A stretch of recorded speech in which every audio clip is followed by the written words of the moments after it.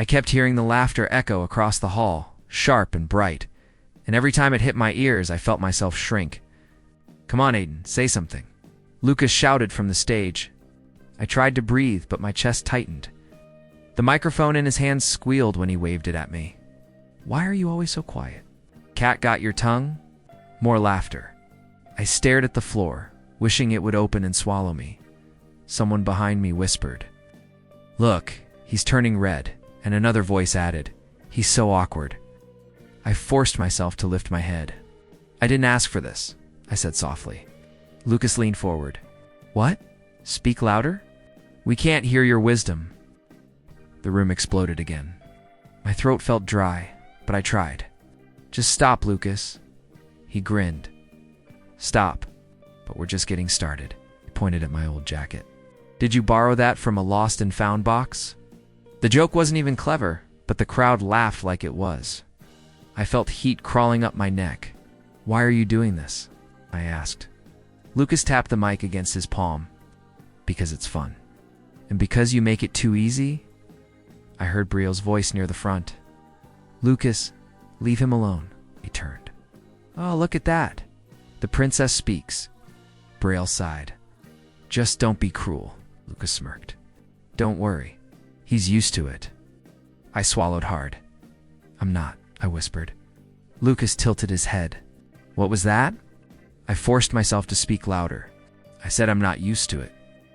The hall quieted for a moment, surprised I said anything. Lucas laughed first. "Well, maybe you should get used to it." My hands curled into fists. "You don't know anything about me." Lucas stepped to the edge of the stage. "Then tell us." We're all listening. The microphone hovered inches from my face.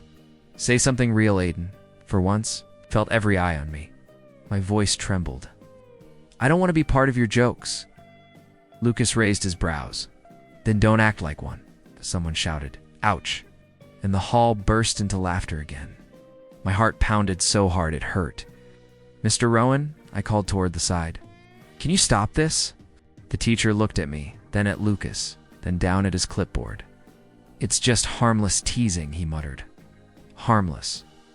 The word stung worse than the laughter. "It's not harmless to me," I said. Lucas chuckled. "You're too sensitive, man," another student added. "Yeah, chill." I felt something inside me crack. "I shouldn't have come tonight," I whispered. Lucas held the mic high like he'd won a trophy. "Ladies and gentlemen, Aiden Hale, master of dramatic exits." More laughter, louder this time. I pushed through the crowd. Someone said, "Don't run," but I was already moving. Cold air slapped my face when I stepped outside. I leaned against the wall, trying to breathe. The door opened behind me. "Aiden, wait." Ow. Betrayal's voice. I didn't turn. "Why did you stand there?" she asked softly. "Why didn't you say something sooner?" I laughed weakly. "Say what?" "That I hate being everyone's punching bag?" She hesitated. "Lucas goes too far sometimes." I shook my head. "Sometimes." Tonight wasn't new. She stepped closer. I tried to help. I exhaled. "Telling him to stop once isn't help." She didn't argue. "You should go home," she finally said. "This isn't worth it." I nodded. "I know." I walked away, hearing her sigh behind me. Snow crunched under my shoes, thin and sharp. When I reached home, Mia opened the door before I knocked. "Aiden, what happened?" I didn't want to break in front of her, but my voice shook. "I can't stay here anymore." She grabbed my arm. "What do you mean?" I sat on the couch. "They don't see me, Mia. They only see someone to laugh at." She knelt in front of me. "You're stronger than them." I shook my head. "Not tonight." She squeezed my hands. "Then we'll figure it out." I pulled away gently. "I already made a decision." Her eyes widened. "You're leaving?" I nodded. "I need to breathe somewhere else." She whispered, "You don't have to run." I closed my eyes. "I'm not running. I'm escaping." Silence filled the room. She finally said, "Then I'm proud of you." I stood and hugged her. "I'll call you," I promised. Before sunrise, I boarded the bus. As the engine rumbled, I whispered, One day they'll remember what they did. I stared out the window as the town faded behind me, feeling pain mixed with a strange sense of relief. I wasn't sure who I would become after this, but I knew I couldn't stay the person they tried to break. Christmas would come again, and so would I. One day, I stepped off the bus with a heavy breath, trying to tell myself I had done the right thing. Mia's voice echoed in my mind, asking if I was sure. I kept saying yes, even though it hurt. When I reached the small room I rented, I dropped my bag and whispered, "I just need time." The words sounded weak, but they were all I had. The next morning, I walked into Dr. Carter's office for the first time. He smiled gently and said, "Take your time. Sit wherever you feel safe." I sat near the window, unsure why I felt guilty. He asked, "How was the trip?" I shrugged. Long, he nodded slowly. "And how are you feeling?" I stared at the floor. "Fine." He folded his hands. "You don't have to be fine here." I looked away. "I don't want to talk about it." He didn't push. "Then talk about something else." "What made you leave home?" I tightened my jaw. "Nothing important," he spoke softly. "It felt important to you." I sighed. I just needed to breathe. He leaned forward a little. "Were you hurting?" I flinched at the word. "I'm not weak," shook his head gently. "Being hurt isn't weakness." I crossed my arms. "You don't know what happened." He said, "Then help me understand." I hated how calm he sounded. "People don't change," I muttered. "Some people hurt you because they can," he asked. "Who hurt you?" I closed my eyes. "Everyone." He waited quietly. I opened my eyes again. "They laughed at me." "All the time," he nodded. "Mockery leaves deep marks." I swallowed hard. "I tried to ignore it," he asked. "Did it work?" I whispered, "No." He let silence settle before saying, "You didn't break. They broke you." I felt the words hit a place I didn't want touched. "Don't say that," I muttered. "It sounds pathetic," shook his head. "It sounds true." I rubbed my face. "Why does it feel worse when someone says it out loud?" He answered softly, "Because truth carries weight." I leaned back. "I hate remembering it," he replied, "but you're still carrying it." I frowned. I left town. "Isn't that enough?" He asked. "Did leaving make the voices in your head disappear?" I hesitated. "No." He nodded gently. "Then the pain traveled with you." I clenched my fists. "I don't want it," he said. "Then we'll work through it together." I looked out the window. "I don't know if I can," he replied. "You don't have to know today." I let out a weak laugh. "You're too calm," he smiled faintly. "That's my job," I sighed. "I don't trust people," he asked. "Do you trust yourself?" I hesitated again. "Sometimes," he said, "that's a place to start." After the session, I stepped outside and felt the wind hit my face. "You didn't break," I repeated quietly. The words felt strange. Over the next weeks, I kept returning. "One session?" he asked. "What do you want from life now?" I shook my head. "I don't know," he said. "Then let's find out." I worked long hours washing dishes, barely sleeping, barely talking. At night, the memories returned. Lucas laughing, Betrayal turning away, Mr. Rowan pretending not to hear me. One evening, I told Dr. Carter, "I hate how strong they still feel." He replied, "Pain stays loud until you learn to quiet it." I asked, "How do I do that?" He smiled softly, "By speaking your truth instead of theirs." I frowned. "Their voices are louder." He nodded. "For now," I whispered. "I don't want to be afraid forever," he said. "Then you won't be." Even as I grew stronger, the memories stayed sharp. One day he asked, "Why do you still carry their voices?" I didn't know what to say.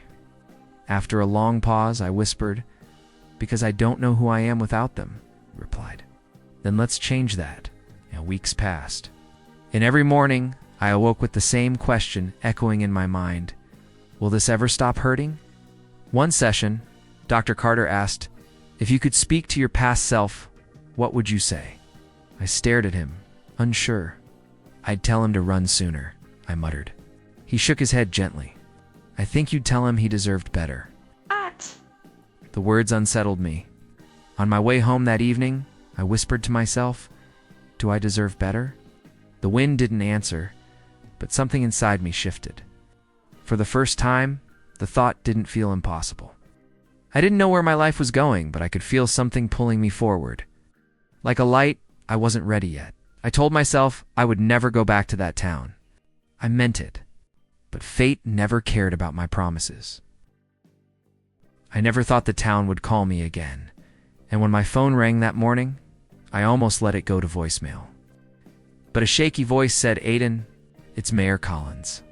We need you." I held the phone in silence until he added, "People are sick. Businesses are collapsing. You're the only one who might understand what's happening." I asked, "Why me?" He hesitated. "Your research, Dr. Carter mentioned your work. Please." I didn't promise anything, but when I hung up, I felt a strange pull. 2 years had passed, yet the town still lived inside me like a bruise. On the bus ride back, I kept my eyes on the window.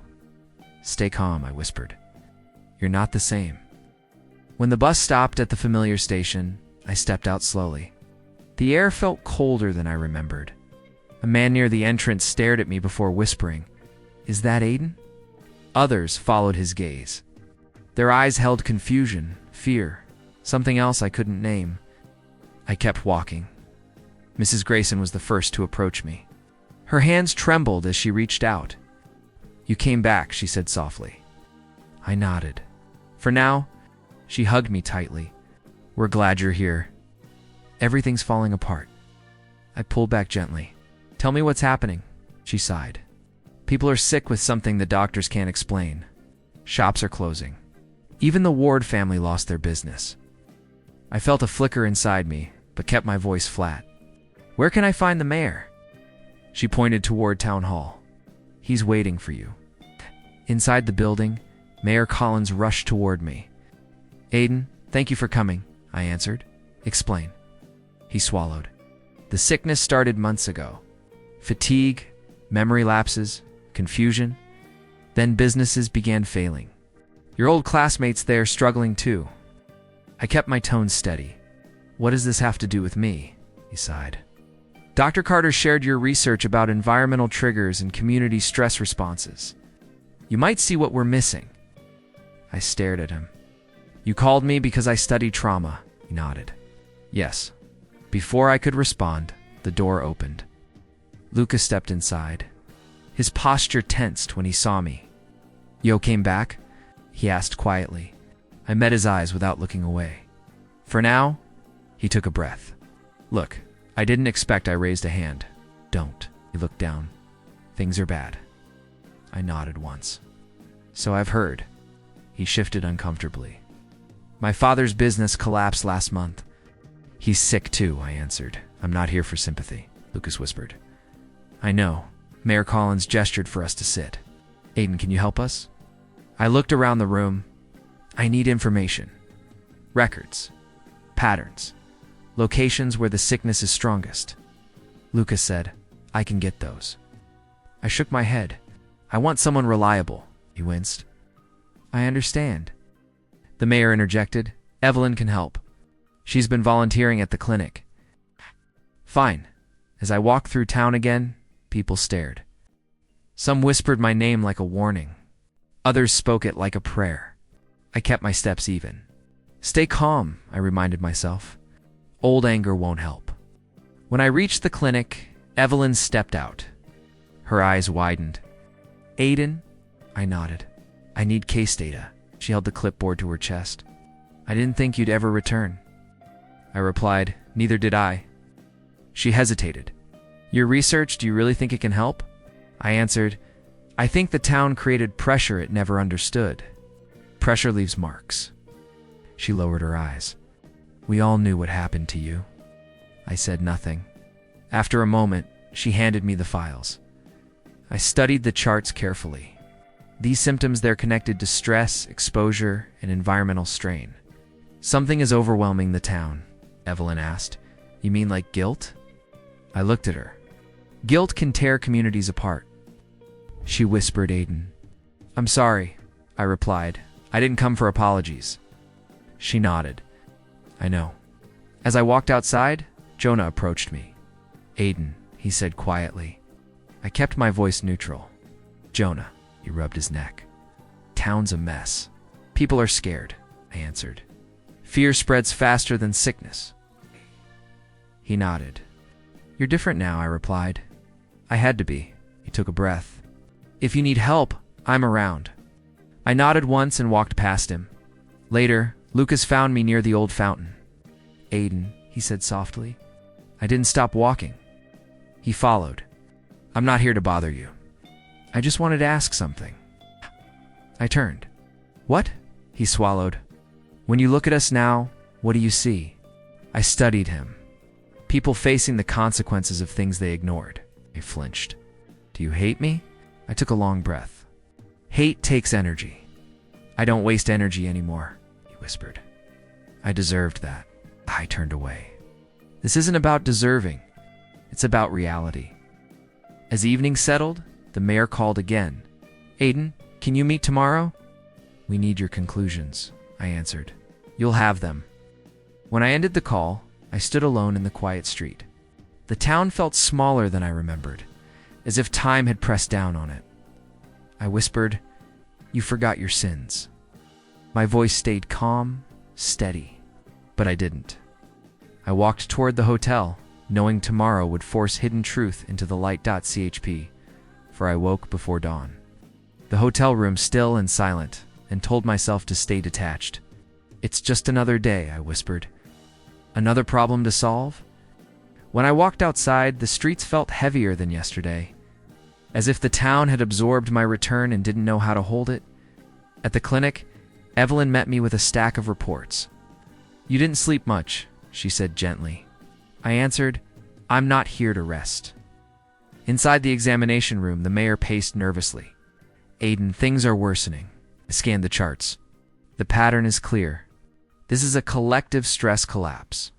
Fear, guilt, pressure they've built up for years. Now, everything is breaking at once. He asked, Can we fix it? I kept my voice flat. If the town stops ignoring the truth, and if they don't, I answered, then it gets worse. When I stepped outside, Brielle stood by the doorway. Her eyes were red, and she held her arms tightly around herself. Aiden, can we talk?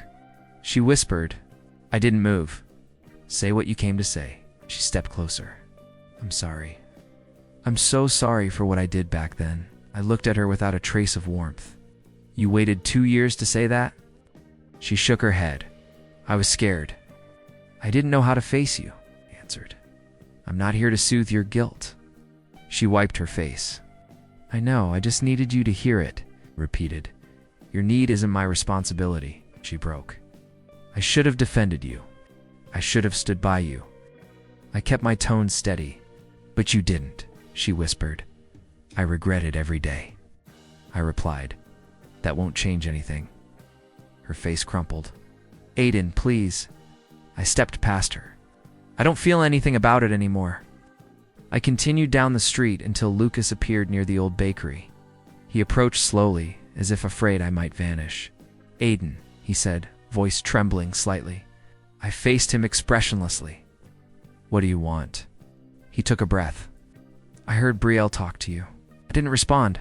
He added, I know it doesn't matter, but I'm sorry too. Said all of you seem to be sorry now that you're suffering. He lowered his gaze. We were kids, I answered.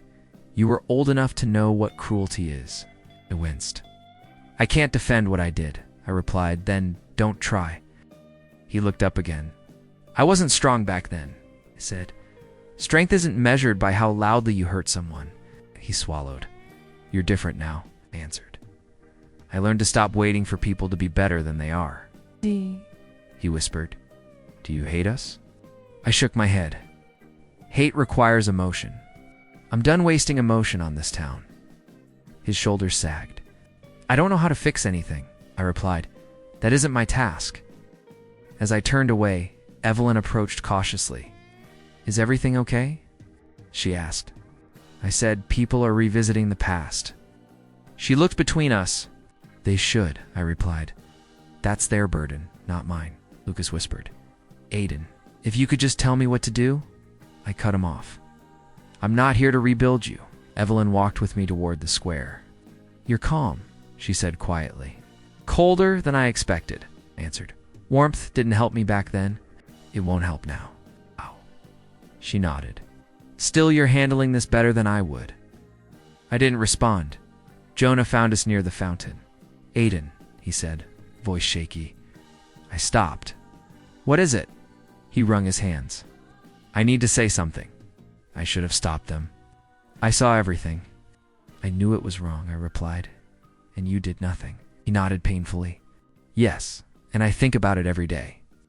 I answered. Reflection doesn't undo action. He swallowed. I know. But if there's anything I can do now, I interrupted. This isn't about redemption. He stepped back. Does nothing I say matter? I said, not to me. His breath caught. I deserve that. I nodded once, then accept it. As afternoon light spread across the square, Mayor Collins approached again. Aiden, people are gathering at the hall. They want answers, I replied. Wanting answers isn't the same as being ready for them, he said. We're desperate. I nodded. Desperation is honest. He led me to the hall. Inside, whispers filled the room as I stepped forward. Someone murmured my name. Someone else said, he looks different. I ignored all of it. Mayor Collins gestured. Please, speak. I scanned the crowd. Your town is collapsing because you ignored every warning sign. You pushed people to their limits. You drowned yourselves in denial. Now the consequences are here. A woman trembled. Can it be stopped? I said maybe, but not without facing what you've done. Betrayal stood at the back, crying quietly. Lucas stared at the floor. Jonah wiped his eyes. None of it moved me. When the meeting ended, Evelyn touched my arm lightly. That was harsh, she said softly. I answered. I stood outside the town hall on Christmas Eve, the cold air biting at my face as people gathered inside. I told myself, stay calm. They need answers, not emotion. When I stepped through the doors, every voice fell quiet. The hall looked the same as the night they mocked me, but I felt nothing. I walked to the center and said, tell me why I'm here. Mayor Collins stepped forward. Aiden, the crisis is getting worse. We can't hold on any longer, I replied. Then speak clearly. He looked around helplessly. Everyone is falling apart. People are scared. We need your guidance. I nodded slightly. I assumed as much. Lucas pushed through the crowd. Aiden, please, help us. His voice shook, but I kept my expression still. You've already said please once, I answered. Say what you actually want. Out. We were wrong. I was wrong. I treated you horribly, but please don't let the town die. I studied him. You sound afraid, he nodded. I am, I replied. Fear is honest. That's the first honest thing you've said to me. Betrayal stepped forward beside him. Aiden, we were young. We didn't understand what we were doing. We destroyed you. I know that now, I said. Understanding comes late for some. She clasped her hands. We're begging you. I kept my tone flat. Begging isn't the same as changing. A man in the crowd called out, just tell us what's happening. I turned toward him calmly. Your town has been collapsing under the weight of everything you refuse to face. Decades of pressure. Years of silence. Cruelty ignored. Pain buried. Now it's breaking you from the inside. Murmurs spread. Someone whispered, is it our fault? I answered yes. Evelyn stepped closer. Aiden, do you really know how to help? I nodded once. I do, Jonah asked quietly. Then what is the solution? I looked at him. The environment is reacting to your collective stress. Fear is amplifying sickness. Denial is worsening it. You built a cage around yourselves, the mayor whispered. And how do we fix it? I said, you accept the truth. You confront what you did. You stop pretending nothing happened. Lucas's voice cracked. And if we do that, will people get better? I said, if you genuinely face what you avoided, yes. Betrayal stepped forward again. We can try. We're ready. Shook my head. You're ready because you're desperate. That isn't the same as responsibility. The hall went quiet. Someone whispered, "He sounds so cold." Another replied, "He earned the right." Out. Raised my voice slightly. I'm not your savior. I'm not your healer. I'm simply someone who understands what you refuse to see. Mayor Collins asked. Then why did you come back? I answered, because I chose to. Betrayal whispered, not because we deserve it. I shook my head. Deserving has nothing to do with this. Lucas took a shaky step toward me. Aiden, what would you have us do? I met his eyes. Start with honesty. Admit every cruelty, every lie, every moment you looked away. He trembled. I can do that, I replied. Then begin. He turned to the crowd. I hurt Aiden. I mocked him. I made his life hell. His voice cracked. I thought it made me strong, but it just made me weak. Betrayal followed. I abandoned him. I pretended not to know him because I wanted to fit in. I was a coward. Jonah stepped forward. I watched everything and said nothing. I convinced myself I wasn't involved, but I was. The confessions spread, people speaking over one another. Some cried, some whispered, some couldn't speak at all. I stood still, unmoved. This wasn't for me. It was for them. When the room quieted, Evelyn whispered, Was this enough? I said, It's a beginning, Mayor Collins asked. And the rest? I replied, You rebuild this town with honesty instead of denial. You face your mistakes before they become sickness. Lucas wiped his face. And you? Will you stay? I answered, No, Betrayal whispered, even after helping us. I nodded. My place isn't here, the mayor asked. Before you go, tell us one thing. Why help us at all? I looked around the room. Because I refuse to become what you were. Because I won't let cruelty teach me cruelty. Paused. And because walking away forever is easier when you know you left nothing unfinished. The hall fell silent again. People watched me as if seeing me for the first time. Lucas whispered, You came back stronger than all of us. I shook my head. No, I came back clear. I turned toward the exit. Remember this? I said. I returned because I chose to, not because you deserved it. My voice stayed calm, steady. Your reckoning is yours, not mine. I walked through the doors and into the cold night, the echoes of their confessions fading behind me. Christmas lights flickered along the street, but I didn't look at them. I wasn't here for warmth. I wasn't here for forgiveness. I came to finish what the past started as I stepped away from the hall. I felt the weight of the night settle behind me, not on me. Their fear, their regret, their honesty, all of it belonged to them. I walked forward knowing strength meant letting go, not holding on. Christmas morning arrived quietly, the kind of quiet that made every breath feel heavier. I stepped outside the hotel with Mia beside me. She looked at me carefully and asked, Are you ready to leave? I nodded. There's nothing left for me here. She linked her arm with mine. You did more than they deserved, I replied.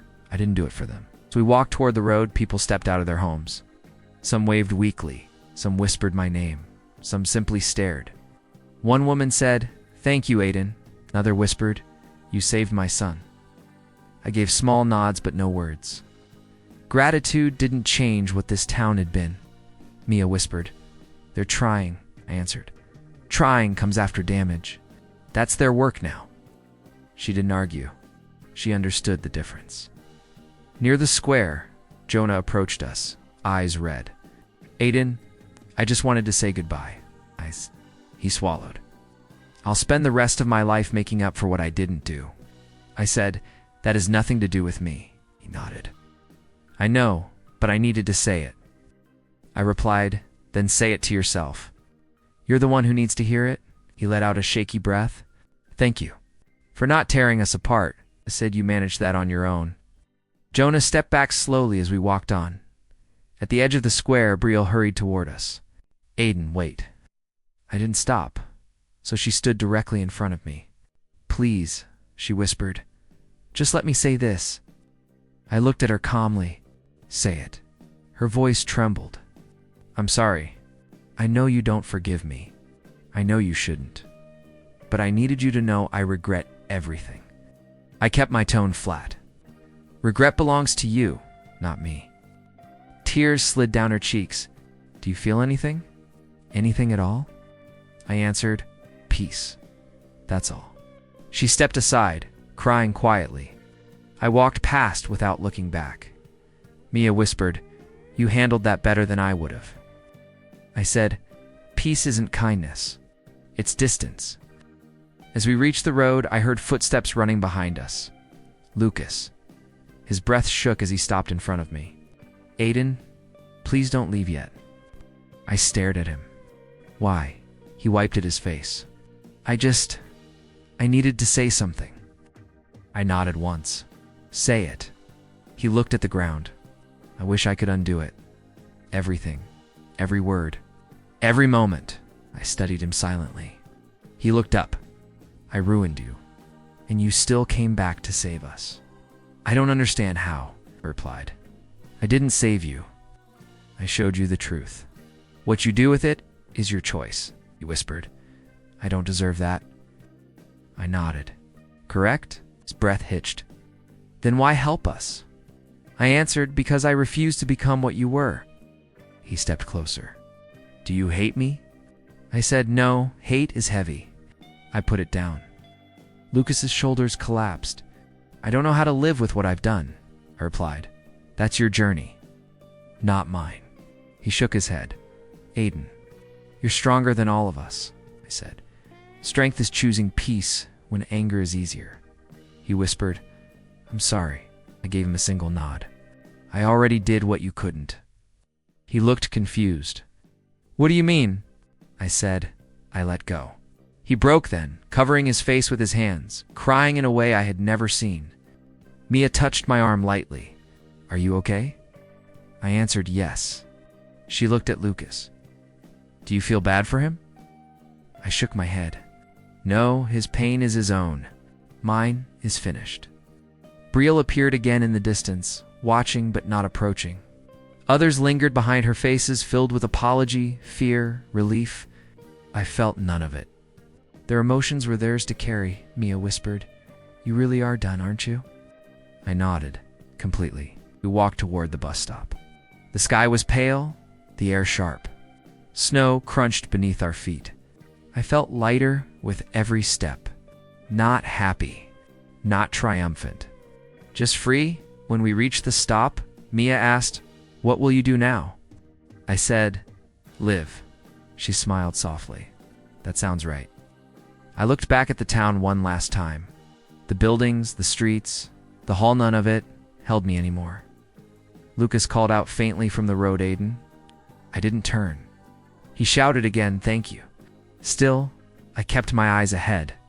Mia whispered, he means it. Meaning doesn't erase memory. The bus arrived with a soft hiss.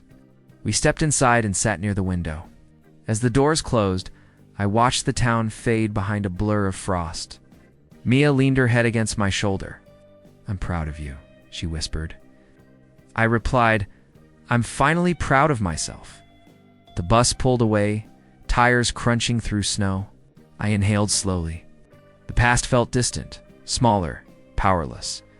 For years it had shaped every part of me. But now, leaving it behind didn't feel like escape. It felt like truth. I whispered, I finally saved myself. It does. As the road stretched ahead, I felt a quiet certainty settle in my chest. I didn't know where the future would lead, but for the first time, the unknown didn't frighten me. I wasn't running anymore. I was moving towards something new, something mine.